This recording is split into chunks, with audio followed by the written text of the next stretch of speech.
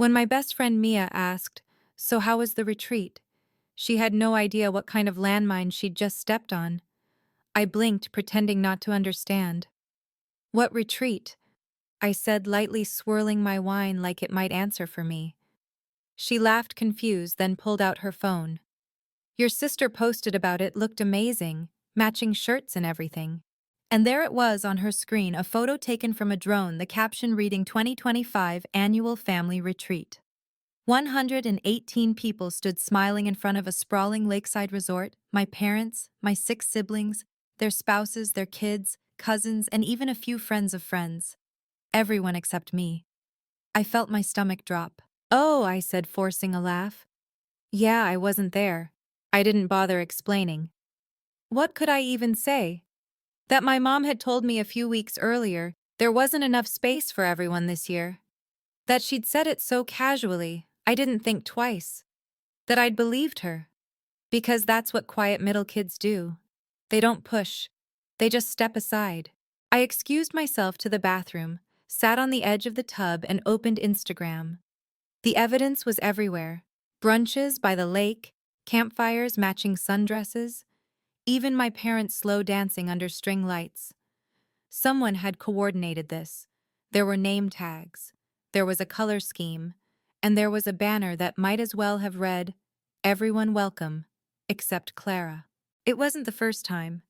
I'd been left out before birthday parties, weekends at the lake, family photos where someone would joke, "Oops, we forgot Clara again."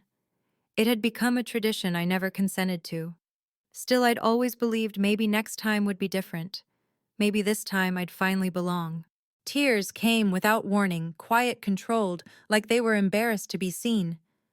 I wiped them quickly, fixed my makeup, and stepped back out as if nothing had happened. I smiled, I nodded, I laughed at stories I wasn't listening to. Nobody noticed. Nobody ever did. That night, though, something in me shifted. I was done being invisible. I didn't know it yet, but within 24 hours I'd do something that would change everything.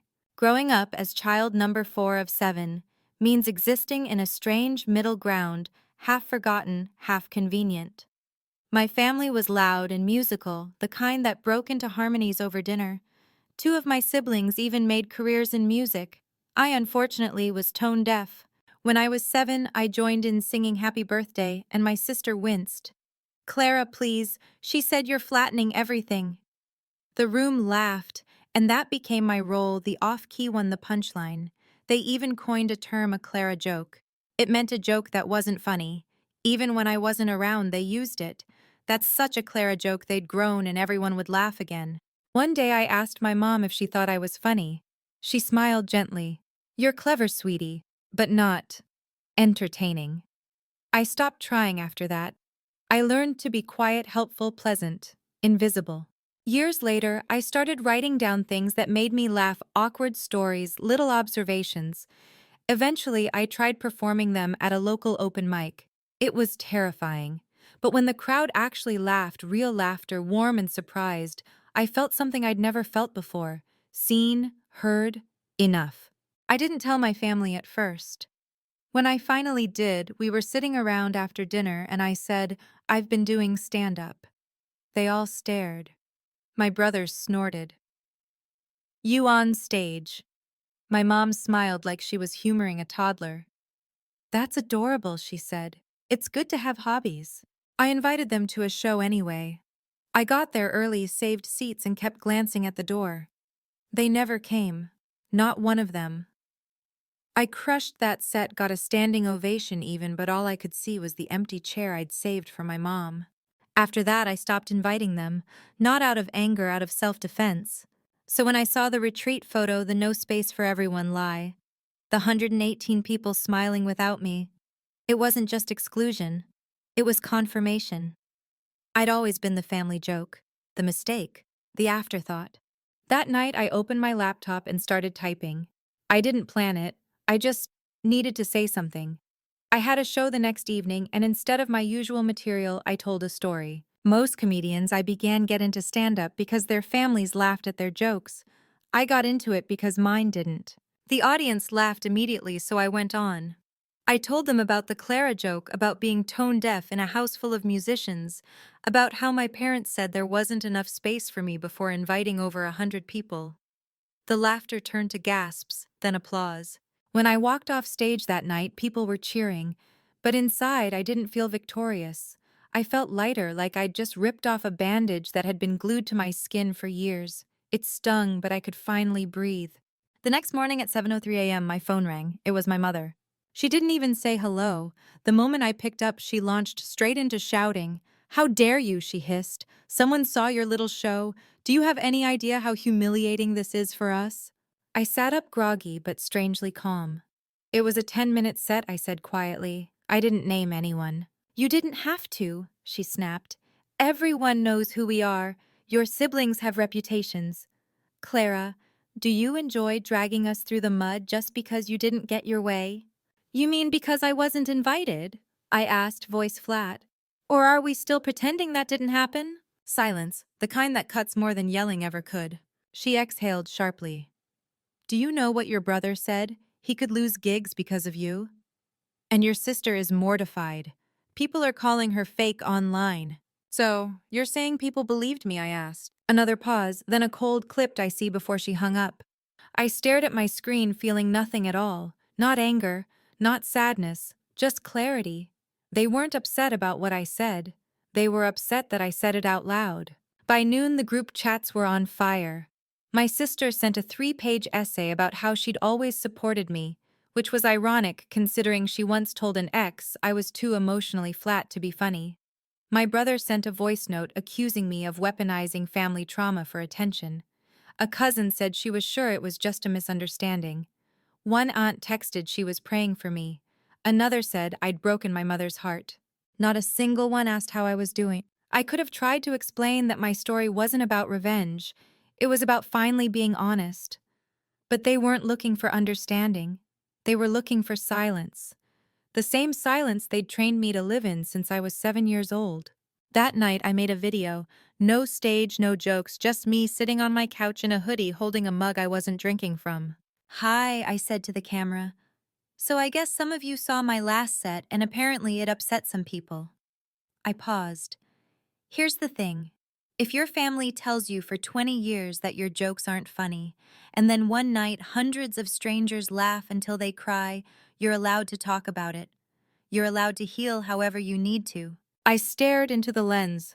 Also, I added, if you throw a 118-person retreat and say there's no space for your daughter, maybe don't act shocked when she mentions it on stage.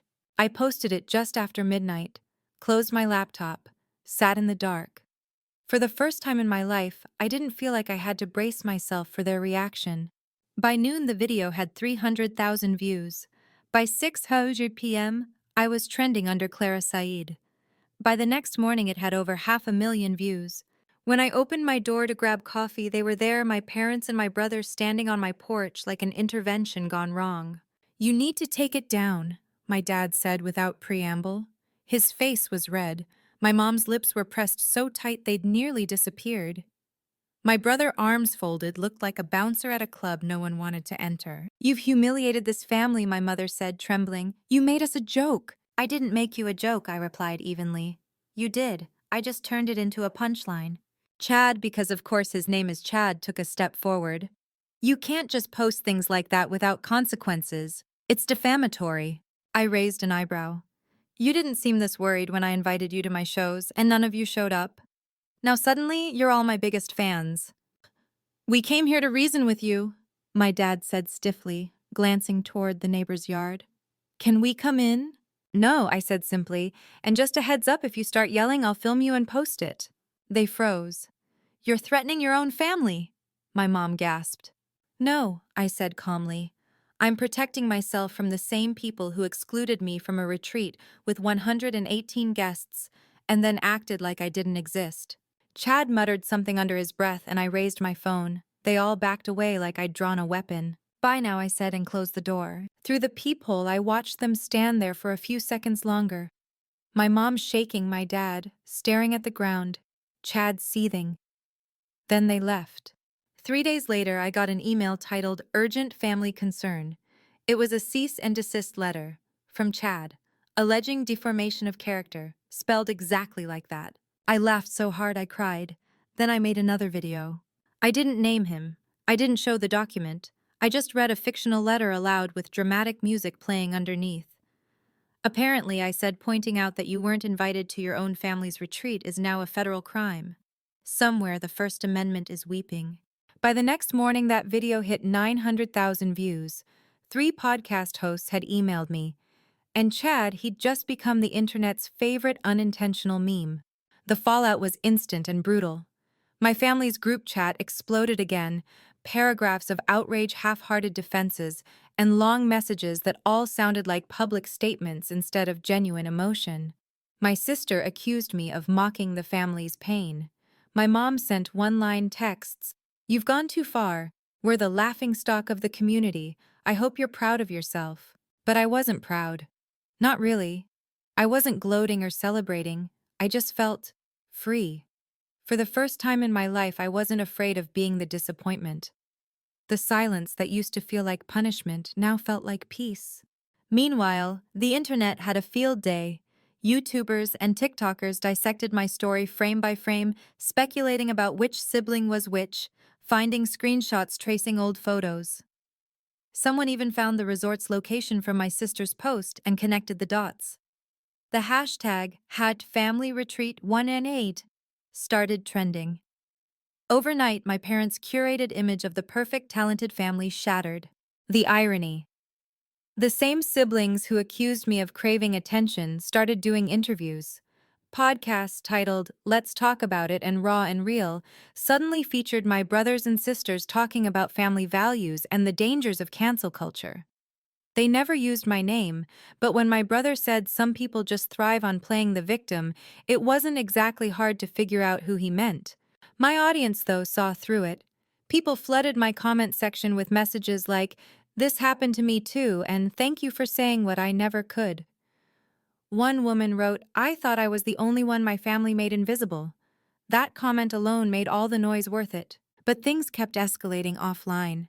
My parents' neighbors started whispering. Local tabloids picked up the story.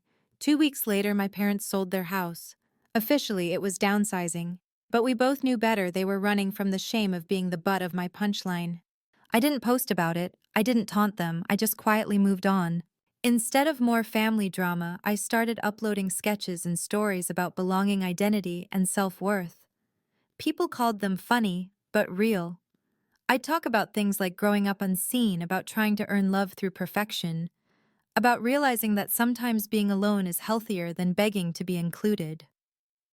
Each video reached hundreds of thousands of views, and for the first time, I had a community that actually listened.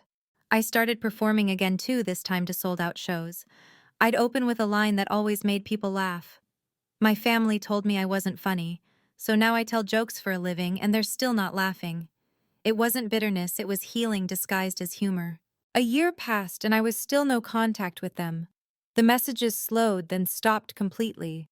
The quiet didn't hurt anymore. It felt like breathing fresh air after years in a crowded room. People sometimes ask if I regret it going public, airing what they call family business. The truth, I don't. I didn't ruin my family. I just stopped protecting their version of the truth. Sometimes, though, I catch myself wondering what might have happened if they'd just shown up that night at my first show. If they'd seen me on that stage making strangers laugh. Maybe they would have understood that humor was never rebellion. It was survival. But that's not the story I got. Instead, I learned something far more valuable, that love without respect is just control dressed up as concern. That sometimes the family you're born into can't see who you are until the world reflects it back at them. Now, when people come up to me after shows, they don't talk about fame or followers. They tell me, "Your story made me feel less alone." And that's everything I ever wanted, to make people laugh, yes, but also to remind them that being left out doesn't mean you don't belong somewhere. Because sometimes the space you're denied becomes the stage you build for yourself. And me, I'm finally standing center stage where I was meant to be all along. If you've ever been underestimated, ignored, or told you didn't belong, I hope this story reminds you that you never needed their permission to shine. If you enjoyed this story, don't forget to like, share, and subscribe for more. And tell me in the comments, have you ever been excluded by the people you love most?